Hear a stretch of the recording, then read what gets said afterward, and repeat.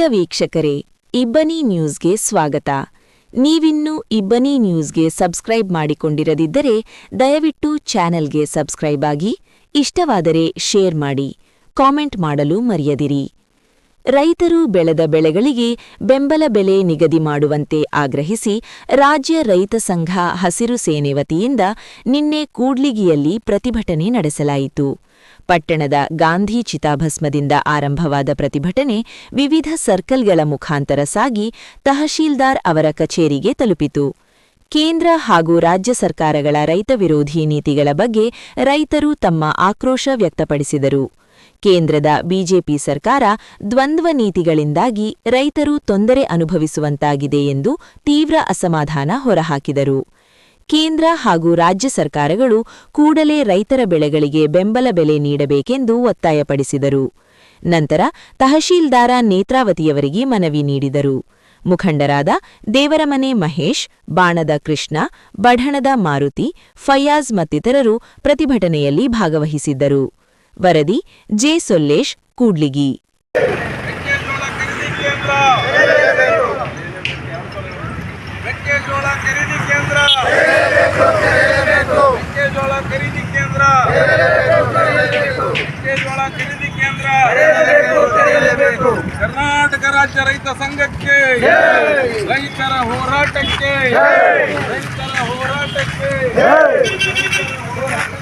ಹಾಗೂ ಹಸಿರು ಸೇನೆ ಕೂಡ್ಲಿ ತಾಲೂಕಿನ ಎಲ್ಲ ರೈತ ಬಂಧುಗಳೇ, ನಾವು ಈಗಾಗಲೇ ಕೂಡ್ಲಿ ತಾಲೂಕಿನಲ್ಲಿ ವಿಜಯನಗರ, ಚಿತ್ರದುರ್ಗ, ದಾವಣಗೆರೆ, ಕೊಪ್ಪಳ, ಬಳ್ಳಾರಿ ಈ ಭಾಗದಲ್ಲಿ ಅತಿ ಹೆಚ್ಚು ಮೆಕ್ಕೆಜೋಳ ಬೆಳೆದಿದ್ದರಿಂದ ರಾಜ್ಯದ ಕೃಷಿ ಮಾರುಕಟ್ಟೆಯಲ್ಲಿ ಬೇಕಾಬಿಟ್ಟಿಯಾಗಿ ಖರೀದಿದಾರರು ಮೆಕ್ಕೆಜೋಳವನ್ನು ಖರೀದಿ ಮಾಡ್ತಾ ಇದ್ರು. 1700ಕ್ಕೆ ಕ್ವಿಂಟಾಲ್ ರೀತಿ ಖರೀದಿ ಮಾಡ್ತಿದ್ರು, 1800ಗೆ ಖರೀದಿ ಮಾಡ್ತಿದ್ರು. ಆದರೆ ನಮಗೆ ಬಿಜೆಪಿ ಸರ್ಕಾರ ಈ ರೈತರನ್ನ ದಿಕ್ಕು ತಪ್ಪತಕ್ಕಂತ ಕೆಲಸ ಮಾಡ್ತಾ ಇದೆ. ಯಾಕಂದ್ರೆ ಇಡೀ ದೇಶದಲ್ಲಿ ರೈತರು ಬೆಳೆದಿರ್ತಕ್ಕಂಥ ಬೆಳೆಗಳು ಜೋಳ ಆಗಿರ್ಬೋದು, ತೊಗರಿ ಆಗಿರ್ಬೋದು, ಭತ್ತ ಆಗಿರ್ಬೋದು, ಮೆಕ್ಕೆಜೋಳ ಆಗಿರ್ಬೋದು, ಕಬ್ಬಾಗಿರ್ಬೋದು, ಹೆಸರಾಗಿರ್ಬೋದು, ಉದ್ದಾಗಿರ್ಬೋದು, ಇದಕ್ಕೆ ಪ್ರತಿ ವರ್ಷ ಒಂದು ಕನಿಷ್ಠ ಬೆಂಬಲ ಬೆಲೆ ಅದನ್ನು ನಿಗದಿಪಡಿಸೋದು ಕೇಂದ್ರ ಸರ್ಕಾರ. ಬಂಧುಗಳೇ, ಅಲ್ಲಿ ಕೃಷಿ ಆಯೋಗ ಇರುತ್ತೆ, ಅದಕ್ಕೊಬ್ಬ ಮಿನಿಸ್ಟರ್ ಇರ್ತಾರೆ, ಅವರು ಇದನ್ನ ಬೆಲೆ ನಿಗದಿಪಡಿಸ್ತಾರೆ. ಬಂಧುಗಳೇ, ಅವರು ಹೇಳ್ತಾರೆ ಬಿಜೆಪಿಯರು, ಅವ್ರದ್ದು ಬಾವುಟ ಕೇಸರಿ ಬಾವುಟ, ಕಮಲ. ಅವ್ರು ಆ ಕೇಸರಿ ಹಾಕೊಂಡು ಹೋರಾಟ ಮಾಡಬೇಕು, ಹಸಿರು ಶಾಲೆ ಹಾಕೊಂಡು ಅಲ್ಲ. ಅವರು ಇಲ್ಲಿ ಆರಿಸಿ ಹೋಗಿರ್ತಕ್ಕಂಥ ಸಂಸದರು, ನಾವು ಕಾಂಗ್ರೆಸ್ ಆಗಿರ್ಲಿ ಬಿಜೆಪಿ ಆಗಿರ್ಲಿ, ನೀವು ಕನಿಷ್ಠ ಬೆಂಬಲ ಬೆಲೆ ಏನು ಕೇಂದ್ರ ಸರ್ಕಾರ ಘೋಷಣೆ ಮಾಡಿದೆ ಅದಕ್ಕೆ ಕಾಯ್ದೆ ಯಾಕೆ ಮಾಡ್ತಾ ಇಲ್ಲ? ಅದಕ್ಕೆ ಹೋರಾಟ ಮಾಡ್ರಿ. ಬೆಳಗಾವಿ ಅಧಿವೇಶನ ಮುಂದೆ ಖರೀದಿ ಕೇಂದ್ರ ತೆಗಿರಿ ಅಂತ ಹೋರಾಟ ಮಾಡೋದಲ್ಲ, ಬಿಜೆಪಿದಲ್ಲ. ಬಿಜೆಪಿ ಹೋರಾಟ ನೀವು ಕೂಡ ಮೆಕ್ಕೆಜೋಳ ಏನು ರೈತ ಬೆಳಿತಾನ ಅದಕ್ಕೆ 40 ಉತ್ಪನ್ನಗಳು ಏನಿದೆ 50,000 ಕೋಟಿ ಒಂದು ತೆರಿಗೆಯಲ್ಲಿ ನಿಮ್ದು ಪಾಲಿದೆ, ನೀವು ಬೋನಸ್ ಕೊಡ್ರಿ ಅಂತ ಹೋರಾಟ ಮಾಡ್ರಿ. ಕನಿಷ್ಠ ಬೆಂಬಲ ಬೆಲೆ ಕಾಯ್ದೆ ಇಲ್ಲ. ಕಾಯ್ದೆ ಇಲ್ಲ ಅಂದ್ರೆ ಅದು ಬೇಕಾಬಿಟ್ಟಿ ಇಡೀ ಆ ಕೃಷಿ ಬೆಲೆ ಆಯೋಗ ಇಡೀ ದೇಶದ ಮಾರುಕಟ್ಟೆಗೆ ಮಾರ್ಕೆಟ್ ಸಿಗೆ ಹೊಡೆದಿರ್ತಾರೆ. ನಮ್ಮ ಹುಳ್ಳಿ ಮಾರ್ಕೆಟ್ನಲ್ಲಿ ಕೂಡ ಇದೆ. ಆ 2400 ನಾನು ಬಿಜೆಪಿ ಸಂಸದರಿಗೆ ಹಾಗೆ ಕಾಂಗ್ರೆಸ್ ಸಂಸದರಿಗೆ ನಾನು ಹೇಳೋದಿಷ್ಟೇ, ಪಾರ್ಲಿಮೆಂಟ್ನಲ್ಲಿ ಆ ಕನಿಷ್ಠ ಬೆಂಬಲ ಬೆಲೆ ಏನು ನಿಗದಿಪಡಿಸಿರ್ತಾರೆ ಅದಕ್ಕೆ ಒಂದು ಕಾಯ್ದೆ ಮಾಡಬೇಕು. ಯಾರು ಅದು ಎಬಿಸಿ ಗ್ರೇಡ್ ಮಾಡಲಿ. 2400 ಕನಿಷ್ಠ ಬೆಂಬಲ ಬೆಲೆ ಮೆಕ್ಕೆಜೋಳಕ್ಕೆ ಇಟ್ಟಂದ್ರೆ ಅದು 2400 ಚೆನ್ನಾಗಿರ್ತಕ್ಕಂಥ ಒಣಗಿರ್ತಕ್ಕಂಥ ಕೀಳಿರ್ತಕ್ಕಂಥ ಮೆಕ್ಕೆಜೋಳಕ್ಕೆ 2400 ಕೊಡ್ಲಿ.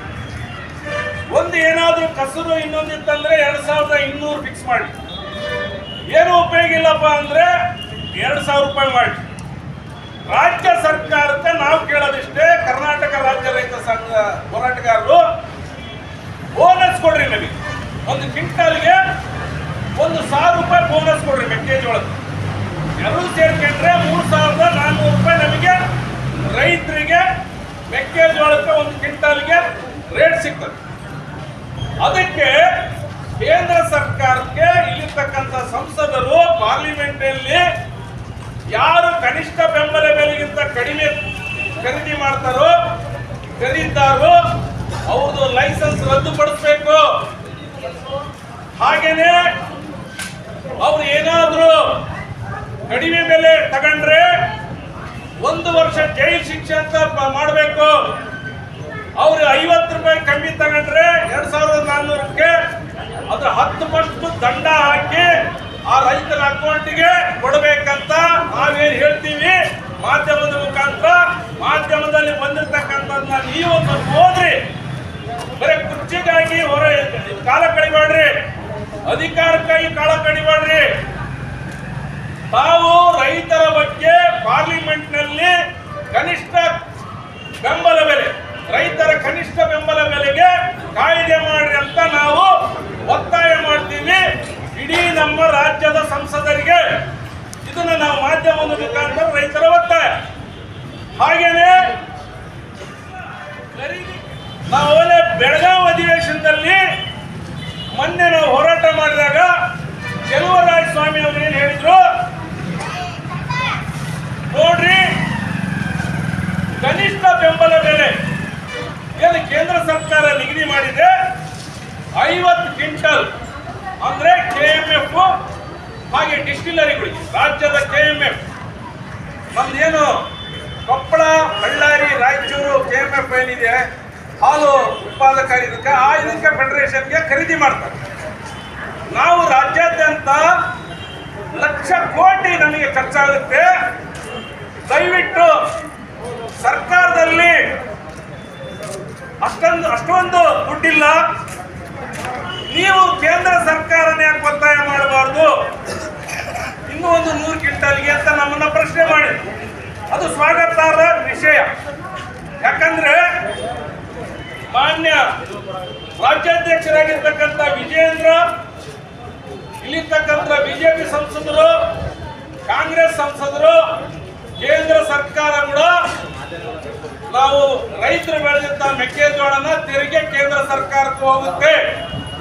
ಹೀಗಾಗಿ ಕೇಂದ್ರ ಸರ್ಕಾರ ಕೂಡ ಸಹ ಅನುದಾನ ತ್ವರಿತವಾಗಿ ಬಿಡುಗಡೆ ಮಾಡಿ 150 ಕ್ವಿಂಟಲ್ ತೆಗೆಯುವಂತ ಒಂದು ಆದೇಶವನ್ನು ಪಾರ್ಲಿಮೆಂಟ್ನಲ್ಲಿ ಇಮಿಡಿಯೇಟ್ಲಿ ಪಾಸ್ ಮಾಡಬೇಕಂತ ನಾವು ಮಾಧ್ಯಮದ ಮುಖಾಂತರ ಒತ್ತಾಯ ಮಾಡ್ತೀವಿ. ಹಾಗೇನೆ ಮೊನ್ನೆ ನಾವು ಏನು ಮನವಿ ಕೊಟ್ಟಿವಿ ಕೇಂದ್ರ ಸರ್ಕಾರಕ್ಕೆ, ಕೂಡ್ಲಿಗೆಯಲ್ಲಿ ಇಡೀ ರಾಜ್ಯ